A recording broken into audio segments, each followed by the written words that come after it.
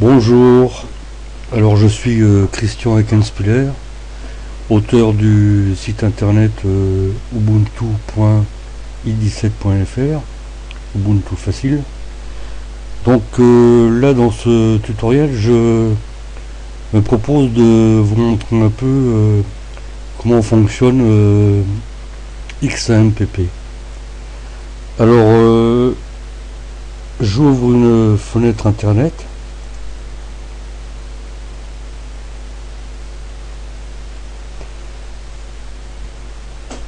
Voilà, navigateur web Firefox. Je vais dans le site Ubuntu facile. Ubuntu facile. Voilà.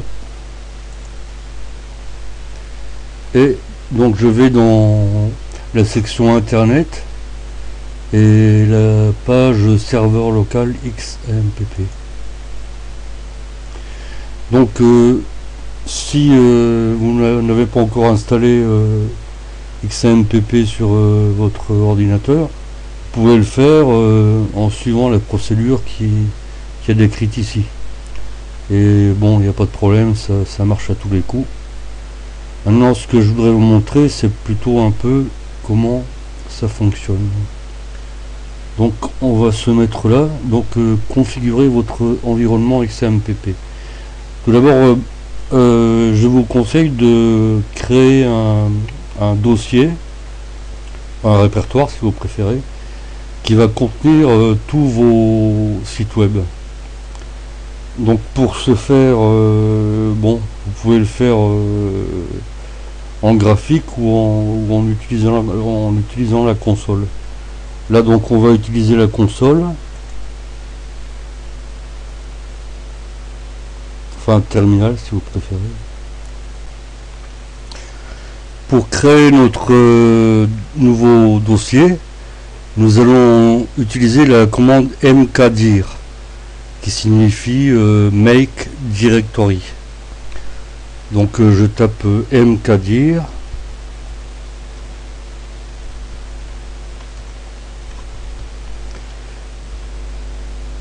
Alors là j'entre le chemin opt LAMPP. Alors LAMPP ça signifie Linux, Apache, MySQL, PHP, Perl. Bon, c'est un peu ce qui est inclus dans le package XAMPP. Alors slash htdocs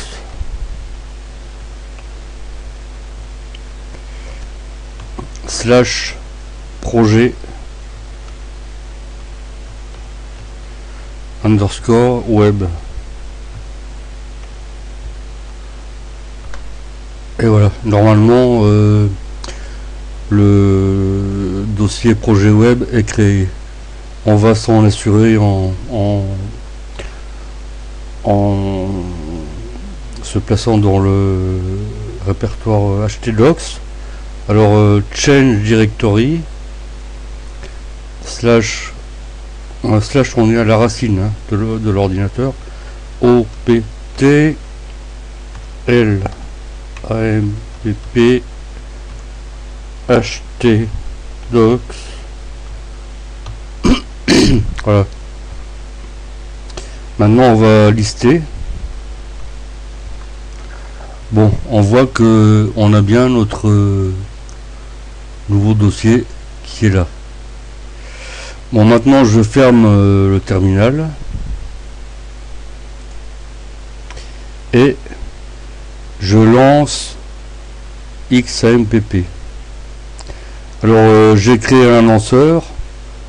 Donc si vous ne l'avez pas encore fait, vous pouvez regarder dans la page internet serveur local XAMPP, vous verrez comment faire.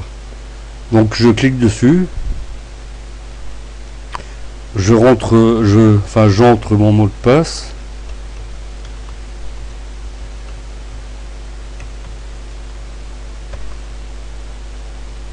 Voilà, et donc là il m'a démarré le serveur Apache et le serveur MySQL.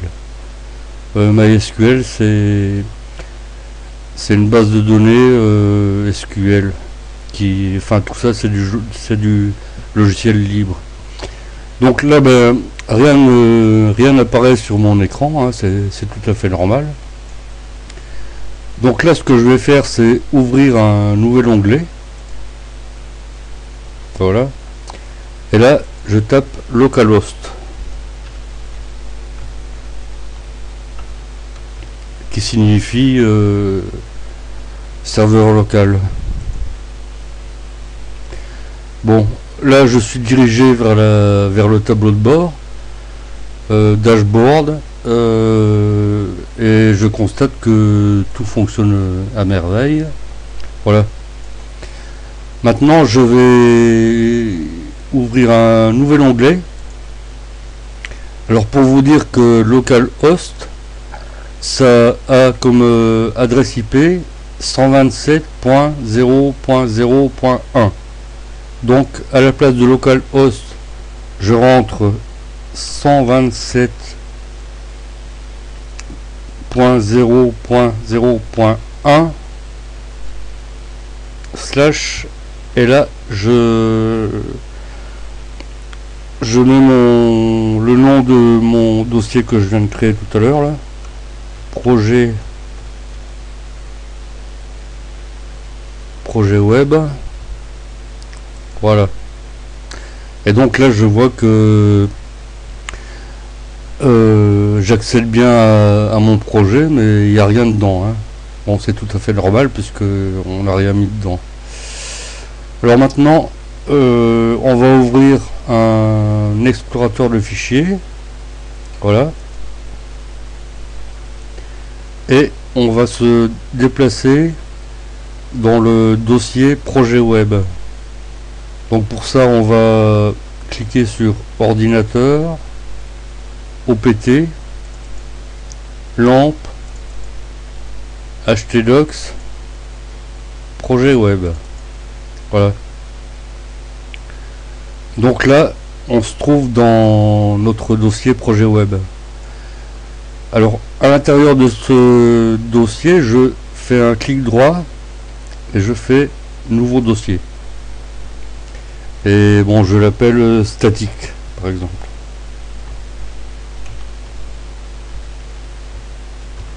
Voilà. Bon, ben là, on va faire notre première page web en statique, c'est-à-dire en utilisant uniquement HTML. Donc maintenant je suis dans statique. Je crée un premier document. Donc nouveau document vide, que j'appelle index.php.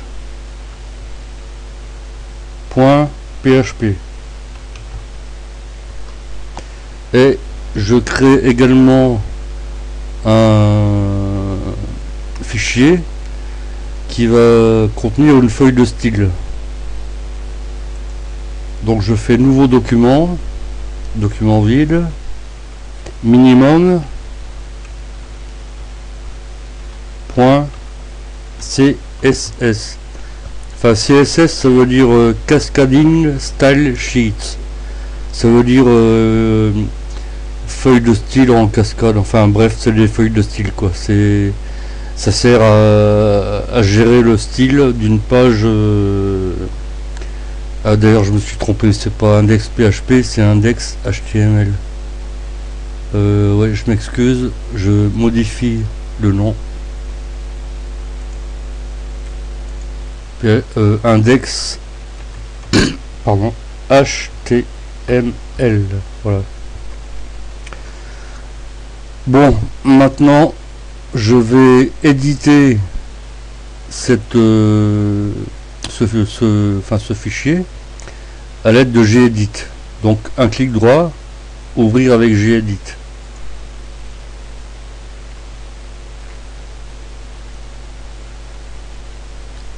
Voilà. Bon, maintenant je retourne dans mon site et tester votre installation, ça on l'a fait. Donc créez votre première page web statique en HTML5 et CSS3. Donc là j'ai le contenu de mon fichier index.html.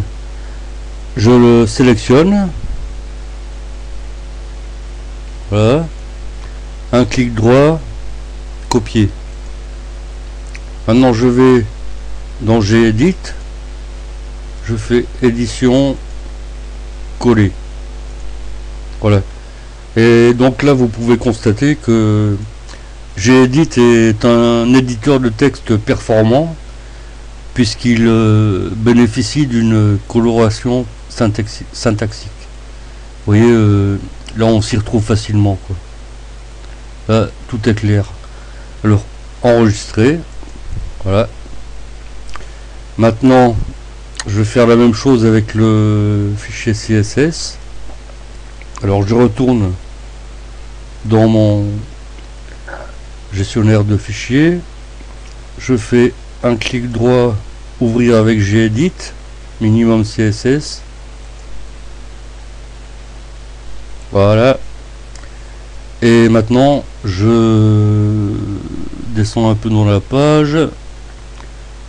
Donc dans la foulée vous allez créer votre première feuille de style, c'est ce qu'on va faire. Alors je fais une sélection de l'ensemble du code, voilà, un clic droit, copier, et je viens le coller ici, voilà.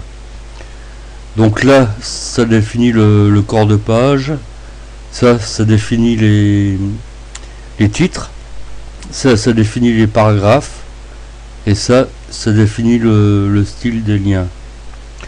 Alors ne pas oublier d'enregistrer, voilà. Donc maintenant on va voir si ça marche. Alors pour ça on va se rendre dans le navigateur, dans notre projet web, on va actualiser la page, voilà. Donc là on voit que on a bien un dossier qui s'appelle statique. On clique dessus et voilà, ça marche.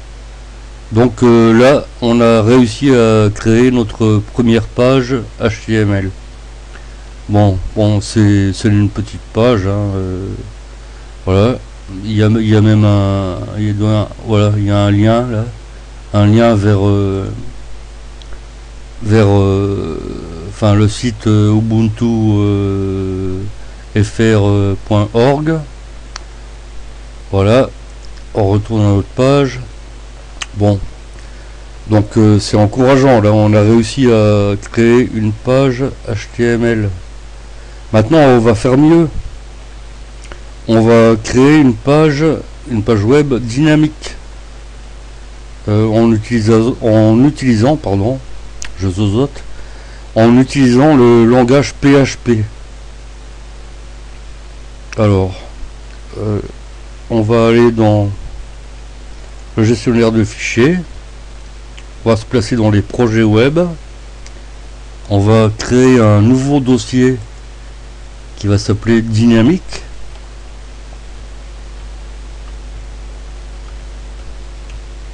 Voilà. Maintenant on se déplace dans ce dossier et un clic droit, nouveau document, document vide, index.php.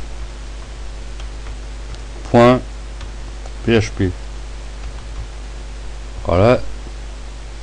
Alors on va éditer ce fichier, ce document, toujours avec Gedit.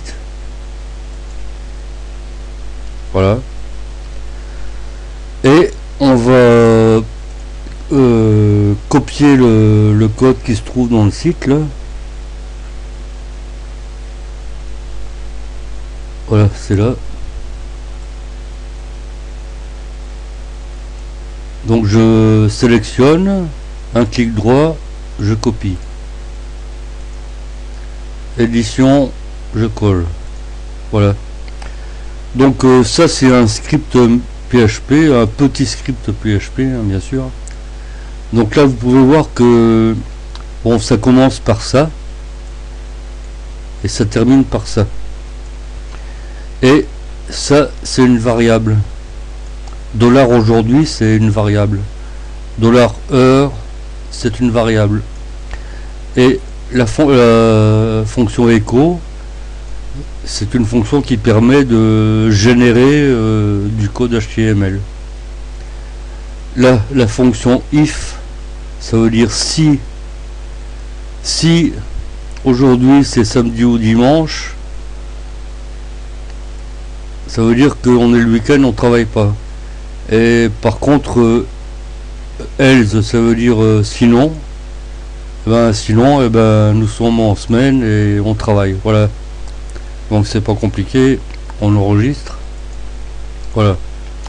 Maintenant, pour voir si ça marche, on va dans notre onglet, là. Bien dans celui-là même, non, dans celui-là. Et à la place de statique, on met dynamique. Voilà. Et voilà, on voit que ça marche. Donc nous sommes le... Bon, là il faudrait travailler un peu le script pour mettre ça en français. Mais bon, nous sommes le jeudi 30 juin de l'an de grâce 2016. Voilà. Et au moment où j'ai ouvert cette page, il était 12h57 minutes et 16 secondes. Bon, aujourd'hui c'est un jeudi, donc on travaille. Nous sommes un jour de semaine, je travaille. Voilà. Bon, par exemple, si j'actualise la page, voilà, maintenant c'est 58 secondes. Hein. Si j'actualise encore, bon, ça va passer à 58 minutes. Tac. Voilà. Bon, eh bien, ce tutoriel est terminé. Donc je vous dis, je vous souhaite une bonne journée et je vous dis à bientôt. Allez, ciao, bye bye.